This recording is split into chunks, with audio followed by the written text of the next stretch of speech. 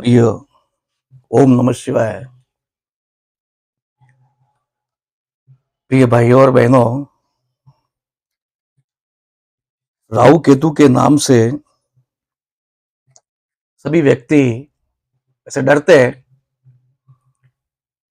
लेकिन राहु केतु छाया ग्रह है। इनको अपन शैडो प्लेनेट भी कहते हैं। कहते हैं कि सांप का जो मुंह है वो है राहु और सांप की जो पूंछ है वो है केतु। आप सबको मालूम ही है कि राहु केतु के बीच में सब ग्रह आ जाते हैं एक साइड में, तो कालसर्प योग बनता है।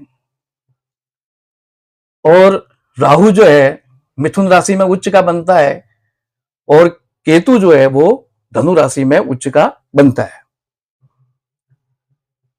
आज के वीडियो में अपन देखेंगे कि विभिन्न भावों में राहु क्या फल देता है। अलग अलग भावों में, जैसे कुंडली के 12 भाव होते हैं, यहां से अपन गिनेंगे 1 2 3 4 5 6 7 8 9 10 11 और 12। ये मैंने अंदर अंक भी लिखे, ये भावों को बता रहा है।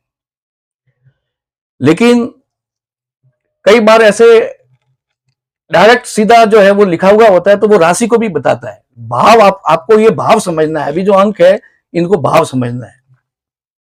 कई बार यहाँ पे 7 लिखा हुआ होता है तो अपन कहेंगे कि ये 7 जो है वो राशि है। यहाँ पर 8 लिखा है तो वो 8 जो है वो राशि है, वृश्चिक राशि 8वीं। अभी विभिन्न भावों में राहु क्या क्या फल देगा उसके बारे में अपन इसकी जो है चर्चा करेंगे। आपसे निवेदन है कि वीडियो को ज्यादा से ज्यादा लाइक करें, सब्सक्राइब करें, शेयर करें, कमेंट करें और बीच में वीडियो को स्किप नहीं करें, क्योंकि पूरे वीडियो को देखने के बाद ही आपको इसकी जानकारी मिलेगी। जातक की जन्म कुंडली में जब पहले भाव में राहु होता है तो व्यक्ति धनी भी होता है, बलवान भी होता है। धनी होता है, बलवान होता है, शक्तिशाली होता है, अल्पायु होता है, लेकिन साथ में रोगी भी होता है। और साथ में वो ऐसा व्यक्ति परिवार का पालन करने वाला होता है। जब राहु यहाँ पे लग्न में होता है, ये लग्न का भाव है, ये द्वितीय भाव है, तृतीय भाव है, और साहसिक कार्य करने वाला होता है और परिवार का पालन पोषण करने वाला भी होता है। ऐसा राहु, जब राहु इधर हो, जब कुंडली के अंदर राहु द्वितीय भाव में हो, द्वितीय भाव जो है वाणी का भाव कहा जाता है, कुटुंब का भाव भी कहा जाता है, चेहरे का भाव भी कहा जाता है। यदि दूसरे भाव में जातक के राहु हो तो व्यक्ति घमंडी होता है। साथ साथ में अपन कहेंगे ऐसा राहु वाला व्यक्ति जब द्वितीय भाव में होता है तो वो खराब पदार्थों का सेवन करने वाला भी होता है। और साथ साथ में अपन कहेंगे नीच व्यक्तियों के लोगों के संपर्क में भी रहने वाला होता है और सदैव दुखी होता है। और ऐसा राहु, ये वाणी का स्थान है, यहाँ पर राहु जो है व्यक्ति को कटु वाणी बोलने वाला बताता है, कपटपूर्ण वाणी बोलने वाला बताता है। और ये जो मुख का स्थान भी है तो मुख रोगी भी व्यक्ति को बताता है, ये राहु यहाँ पे जब होता है। जब कुंडली के तृतीय स्थान में राहु होता है, तृतीय स्थान सहोदर यानी भाइयों का स्थान, साथ साथ में साहस पराक्रम का स्थान, और इस तृतीय स्थान में जब राहु होगा तो तृतीय स्थान के अंदर राहु जो होगा तो वह जातक, पाप ग्रह हमेशा तीसरे घर में अच्छे फल देते हैं, तो वो जातक धन से, स्त्री से और परिवार से वो व्यक्ति सुखी रहेगा। स्त्री पुत्र का सुख भी ऐसे राहु वाले व्यक्ति को मिलता है। लेकिन पाप ग्रह यहां पर होने से ये जो भाइयों का स्थान है, भाइयों से उसको व्यक्ति को कष्ट प्राप्त होता है। ध्यान रखना कि राहु और केतु हमेशा 180 डिग्री एंगल पर होते हैं, यानी राहु इधर होगा तो हमेशा ऑपोजिट भाव में यहाँ पर केतु होगा। यहाँ राहु होगा तो इसका ऑपोजिट भाग 7वां, तो इसमें केतु होगा। तो फिर जातक स्थिर बुद्धि वाला होता है, साथ साथ में धनी भी होता है। और राहु, ऐसा राहु जो तृतीय भाव में जो होता है वो जातक को दीर्घ आयु भी करता है। यदि राहु अगर उच्च का हो जाए, यदि राहु यहाँ पर तृतीय भाव में मिथुन राशि का उच्च का होता है राहु, तो मिथुन राशि का राहु अगर यहाँ पर बैठा हो तब क्या होना चाहिए, मेष लग्न होना चाहिए, यानी यहाँ पर इस भाव में पहली राशि होनी चाहिए। ये केवल मैंने अंक आपको भाव बताने के लिए किया जाता है। लेकिन कई बार भाव तो अब मालूम पड़ गए, लेकिन हर एक समय ये एक ही नहीं है, वो जरूरी नहीं है कि यहाँ पे एक ही हो। यहाँ पे 7, 8, 1 से 12 कोई भी अंक हो सकता है, तब वो राशि बताएगा। तो ध्यान देंगे, जब तीसरे भाव में राहु जो है उच्च का होके बैठा है, तो ऐसा राहु जो है व्यक्ति को सवारी का अच्छा लाभ देता है, सुख देता है। चतुर्थ भाव में जब राहु होगा, यानी इस भाव में, ये चौथे भाव में जब राहु होगा, तो व्यक्ति जो है धनहीन, यानी वो धन का सुख उसके व्यक्ति के कम करने वाला और भाइयों से अलग रहने वाला व्यक्ति होता है। और नीच व्यक्तियों का ऐसा राहु मित्र होता है। जातक मूर्ख एक प्रकार से होगा और ऐसा राहु दुख देने वाला होता है। अब इसी प्रकार से ये पंचम भाव पुत्र का भाव भी कहा जाता है। इससे विद्या भी देखी जाती है, इससे कला भी देखी जाती है, इससे इष्ट भगवान जो है वो भी, कौन से इष्ट हो गए वो भी जो है इस भाव से देखे जाते हैं। अगर पंचम भाव में राहु होगा तो व्यक्ति कहते हैं या तो वो पुत्रहीन होगा, यानी पुत्र से व्यक्ति को दूर कर देता है, और अगर पुत्रहीन नहीं होगा तो वो संतान से कष्ट पाता है, जब पांचवें घर में पाप ग्रह राहु पुत्र के घर में होता है।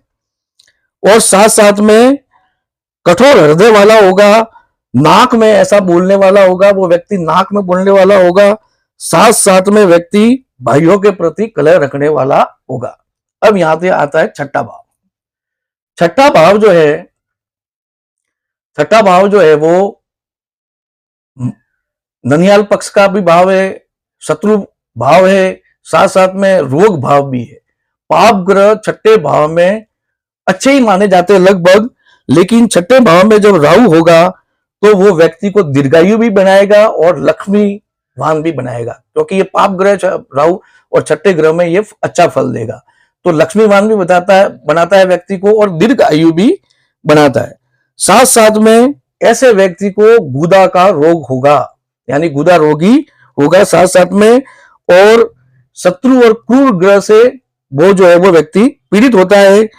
लेकिन फिर भी ऐसे व्यक्तियों का शत्रु जो है वो नाश होता है। ऐसा राहु जो है शत्रु भाव में, यानी छठे भाव में जब राहु बैठ जाता है तो वो शत्रुओं का विनाश करता है, यानी शत्रुओं के लिए ऐसा राहु जो है वो काल होता है, ऐसे राहु वाला व्यक्ति काल होता है। फिर स्त्री सुख से भी व्यक्ति सुखी रहता है। अगर सप्तम भाव में, ये भाव जो सातवां भाव है ये दाम्पत्य भाव है, दाम्पत्य सुख इससे इस भाव से देखा जाता है। और दाम्पत्य सुख में अगर भाव वाले में अगर पाप ग्रह राहु होगा, सातवां भाव जिसको कहते हैं, तो यहां पर जातक अल्प बुद्धि वाला होगा, लेकिन स्वतंत्र बुद्धि वाला होगा। वो अपने विचारों को स्वयं रखेगा, वो किसी दूसरे के विचारों को अपने ऊपर हावी होने नहीं देगा, ऐसा राहु वाला, जब राहु जो है सप्तम स्थान में होता है। साथ साथ में अपन देखेंगे कि ऐसा व्यक्ति स्त्री संगति से उसका धन नष्ट हो जाता है। ऐसा व्यक्ति गलत स्त्री संगति से में पड़ सकता है और उसका धन जो है वो नाश हो सकता है। ऐसा व्यक्ति विदुर भी हो सकता है, यानी उसकी पत्नी की मृत्यु भी हो सकती है। और ऐसा, ये भागीदारी का भी स्थान कहा जाता है सातवां। ऐसा व्यक्ति अगर भागीदारी करेगा तो उसमें वो असफल रहता है, भागीदारी में वो, और पत्नी का सुख जो है ऐसा व्यक्ति के कम होता है। अब आगे आता है अष्टम भाव में राहु। अष्टम भाव आयु का स्थान है, गुप्त भाव भी कहते हैं। साथ साथ में गुप्त ज्ञान, तंत्र मंत्र यंत्र ज्योतिष, वो इस भाव से देखा जाता है, आयु भी देखी जाती है। यदि जातक की कुंडली में 8वें भाव में अगर राहु हो तो जातक को वायु संबंधी विकार होते हैं, यानी जातक के संबंध वात विकार जो है उसके, वायु से वो व्यक्ति किसी न किसी प्रकार से पीड़ित रहता है, कम आयु करता है, अशुद्ध कर्म होता है, साथ में चालाक और कपटी होता है ऐसा राहु वाला व्यक्ति। और व्यक्ति 8वें राहु वाला व्यक्ति जो है कई रोगों से पीड़ित रहता है। अब आगे आता है कि नवम भाव में, नवम भाव विदेश भी देखा जाता है, नवम भाव धर्म भाव भी कहा जाता है, और ये भाग्य भाव भी है। जब भाग्य भाव में राहु बैठ जाता है, यानी नवम भाव में जब राहु बैठ जाता है, तो जो है व्यक्ति खराब बोलने वाला यानी दूसरे के विपरीत बोलने वाला व्यक्ति होता है। साथ साथ में ऐसा व्यक्ति पाप करता है, पुण्य का काम ऐसा व्यक्ति नहीं करता है, पाप कर्मरत होता है। और साथ साथ में वो प्रतिनिधि या नेता, ये बात है कि इसमें व्यक्ति को वो प्रतिनिधि या नेता बनाता है।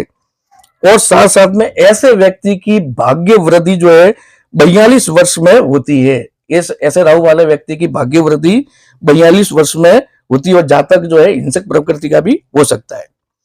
अब आगे आता है 10वें भाव में राहु।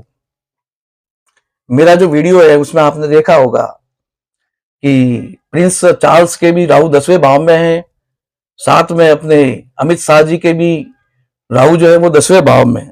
तो 10वें भाव में राहु क्या फल देता है?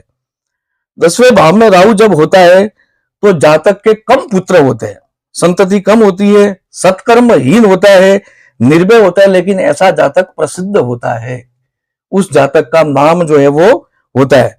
लेकिन ऐसा राहु जब 10वें घर में बैठ जाता है तो पिता के सुख में कुछ कमी करता है। फिर इसी प्रकार से एकादश भाव में, एकादश भाव यानी 11वां भाव, इससे लाभ भी देखा जाता है और इसको लाभ भाव भी कहते हैं। और यूं एकादश भाव यानी 11वां भाव कहता है। और जो 11वां भाव जो होता है उसमें हम हमेशा पाप ग्रह जो होते हैं वो हमेशा शुभ फल देते हैं। तो सीधी सी बात है कि 11वें भाव में राहु जो है अच्छा फल देगा। यदि जातक की जन्म कुंडली में 11वें भाव में राहु है तो वो जातक जो है लक्ष्मीवान होगा, उसके पास पैसा होगा। और साथ साथ में ऐसा राहु वाला व्यक्ति पैसे को इकट्ठा करने वाला भी होगा। और साथ साथ में उत्तम भोगों को प्राप्त करता है तथा अच्छे गुण वाला होता है। ऐसा व्यक्ति जिसके एकादश भाव में राहु होता है वो अच्छे गुण वाला जो है होता है। और ऐसे व्यक्ति के पास में भोग्य पदार्थ भी होते हैं। और साथ साथ में कैसे भी करके वो उचित अनुचित किसी भी प्रकार से वो ऐसा राहु वाला व्यक्ति जो है वो धन प्राप्त करता है। खराब काम से भी वो राहु धन दिलाता है, अच्छे कामों से भी वो राहु जो है धन दिलाता है। अब आगे आता है द्वादश भाव में राहु यानी 12वां भाव। 12वां भाव क्या होता है? मोक्ष का भाव होता है, व्यय भाव भी कहते हैं, जेल का भाव भी कहते हैं। और इसी भाव से खर्चा भी जो है वो देखा जाता है। अगर मान लो द्वादश भाव में राहु है तो व्यक्ति जो है पाप ग्रह है राहु, तो व्यक्ति जल रोग से पीड़ित हो सकता है। यानी उसको जल से संबंधित कोई ना कोई बीमारी, जलोदर है या जो है जल से संबंधित जो है कोई ना कोई व्याधि जो उसके शरीर में होती है। बहुत खर्चा करने वाला, यहाँ पर जब राहु होता है तो व्यक्ति बहुत ही खर्चा करने वाला होता है, साथ साथ में पापी भी होता है और जो है इधर उधर जो है दूसरों की बुराई करने वाला पापी भी होता है। इस भाव में यानी 12वें भाव में जो राहु का फल है वो अच्छा नहीं माना जाता, निकृष्ट माना जाता है। और ऐसे राहु वाले व्यक्ति को भी कोई ना कोई रोग जो है वो सताता है। तो इस प्रकार से आज अपन ने कुंडली के विभिन्न भागों में, विभिन्न भावों में राहु का क्या फल होता है उसके बारे में अध्ययन किया। तो मेरे इस वीडियो को ज्यादा से ज्यादा लाइक करें, सब्सक्राइब करें, शेयर करें। इतना कहकर के मैं अपने वाणी को विराम देता हूं। बहुत बहुत आपको धन्यवाद। ओम नमः शिवाय, ओम नमः शिवाय।